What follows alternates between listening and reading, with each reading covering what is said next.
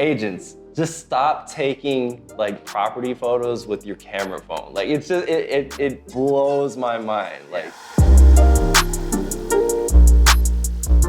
all right, so let's talk about marketing a property. Best practices if you are a seller. Like what can I do as a seller? Highest and best price for my property. Does it have to be like, do we have to have like professional photos? Like, I feel like if you take like pictures with like a camera phone, like an iPhone 13 or something, I mean, it has high resolution, right? Can't I just upload that to Zillow? Like, yeah. Well, let's talk about it. I think professional photos are like the absolute bare minimum. I can't tell you how many listings I see with iPhone photos. Photos are upside down, photos are sideways. Yeah, and this dude or woman, this man or woman is making a commission. This agent making a commission just because they went in there and snapped a few photos with their cell phone. So in terms of marketing, I think professional photography is a must. Videography is a must. 3D floor plans is a must. Yeah. Floor plans, period, is a must. Every time that I take a buyer on a showing, the first thing that we're looking at is the floor plan. Let me see the floor plan. What are the sizes of the rooms? What kind of, like, you can guesstimate square footage. You can see if you can fit your beds in there.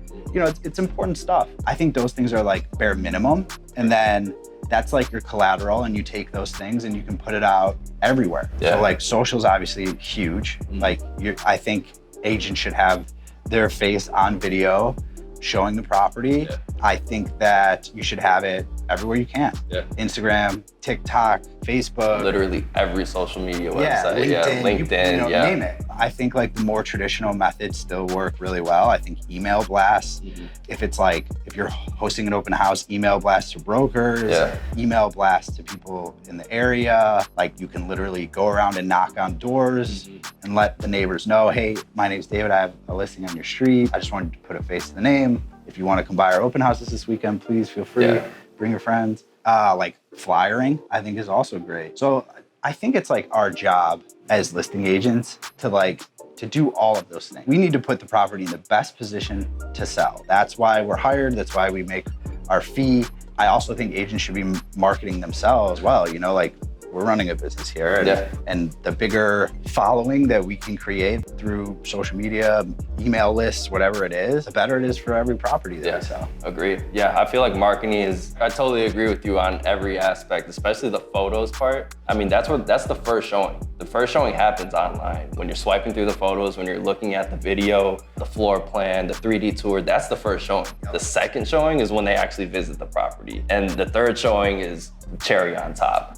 Having those professional photos done is super important because, and I'm sure like everybody does this, right? People can go on their phones, they can swipe through the photos like really quick and decide if it's something that they want to go see, right? Like if you're swiping through photos and like it was taken with an iPhone photo, which pisses me off, by the way, like why? Agents, just stop taking like property photos with your camera phone. Like it's just, it blows my mind. Like, listen, we're like the commissions that are paid out to agents, even at a discounted rate, are not pennies, you know? Like you should be spending the whatever, $300, $400 to get someone out here to take a proper photo. Like that's the bare minimum. Agreed, yeah. Bare minimum. Bare minimum, yeah. I mean, and like I said, like it's super important because like having like super crisp photos, and I don't know if we can like insert a picture of like a camera phone like listing versus like a professionally photographed listing, but there's a huge difference, and like that is what's gonna bring people to the property.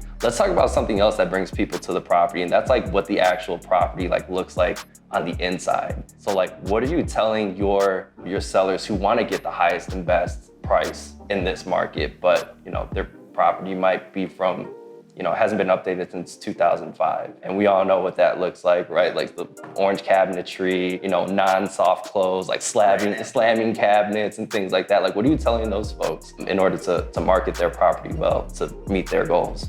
You know, let's talk about something that's really important when it comes to getting the highest and best price. If price is your goal, if you're selling and price is your goal, what are you telling sellers whose properties haven't been updated since like 2005, but they want to list like at a 2023 market value? I think like the first thing that we do is like obviously walk the property and tell clients what changes they can make to get them the best bang for their buck. Usually that comes down to like things in the kitchen and bathroom. Maybe sanding and staining the floors, switching out cabinets, do some countertops, things like that. If clients don't want to put the money up, then I think it's just setting the expectation that like people, if they're walking into a place that's from 2005, you're probably not going to get the premiums that people are getting for stuff that was built in like 2020 and after. The next thing would be staging. Staging goes like a really long way. And it's hard to convey to sellers how important it really is until they say, okay, let's do it. And then they see what their place looks like with that staging in there. And they're like, oh my God. It's a different house. It's a different place. This looks amazing. Yeah. Staging goes a long way. There's some kind of stat. I think on average it gets you like 7% more. Like I think it sells like 18% faster and gets you like, I think anywhere between like 7 and 12%, like more than other properties that aren't staged, which is important. It's like a very psychological play because it's really hard to envision a space when it doesn't have like furniture in it. When you're walking into like an empty room, like you can't really be like, I can put a table here, it could be about this size. Like you really have to like get a measuring tape or whatever, or get an actual table and put it there in order to envision. Having a property that's already staged takes all of the heavy lifting out of it. It's so easy for somebody to walk in and make that decision. It goes a long way. I mean, it makes our jobs as listing agents a lot easier. And like you said, a big thing that people don't realize is how quickly something sells. If you have carrying costs for a property and you're looking at an extra mortgage payment, an extra HOA payment, like it's a lot of money. That probably pays for your staging in itself. Exactly. So it's something that I always recommend. And it just goes a really long way. Another thing that kind of goes hand in hand that is actually more like hands-on marketing rather than like digital marketing, I feel, is when you're actually like showing the property to people. That is a really big part of your marketing and like of our jobs as agents, right? Being able to sell the property. To me, it's almost like not even selling the property, it's like selling a lifestyle, right? Like you have to know like the buyer that's coming in and you have to be able to help them see themselves in the property. So like when you're touring, you know, a buyer, or when you have buyers and agents who are coming into your listing, how are you having those conversations with them? Yeah, I think it's like you said, like a lot of it is presentation. I don't even really look at it as like selling how most people think of it.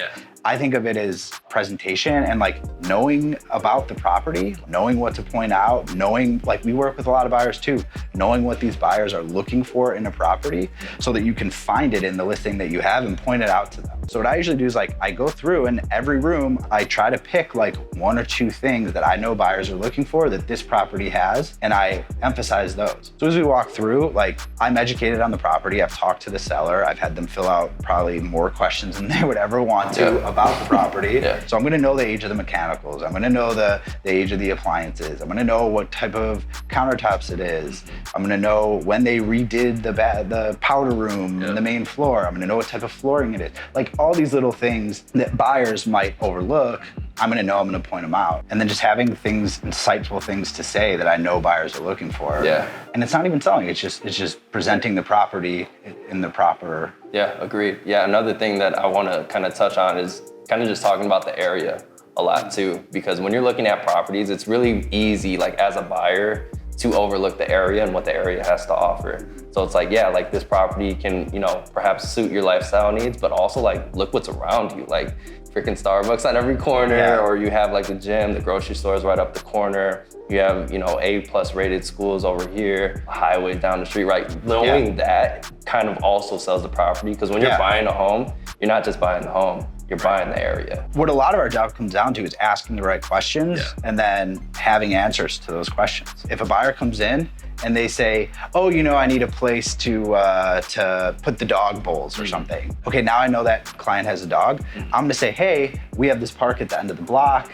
It's great. If you wanna walk your dogs there, that's great. If they have kids, how can one of these rooms be used as a nursery? Like you need to know what buyers are looking for and what makes that listing sellable to them. It's just finding the right fit for clients and properties. And I think that's like your main role when you're selling a place. Knowing the situation of the buyers and being able to, I don't know, I'm rambling. Be a matchmaker essentially, right? Like, okay, that's your needs, that's your lifestyle. All right, cool, like check out this area. This house right here kind of has everything that you need, I feel, and maybe it works out. Let's check it out, or if you really see it, like it's almost like being a matchmaker. So if you guys have any other questions about how to market your property in order to get the best result, feel free to reach out to me or David Fields here. We have our information right here on the screen. Talk to you soon.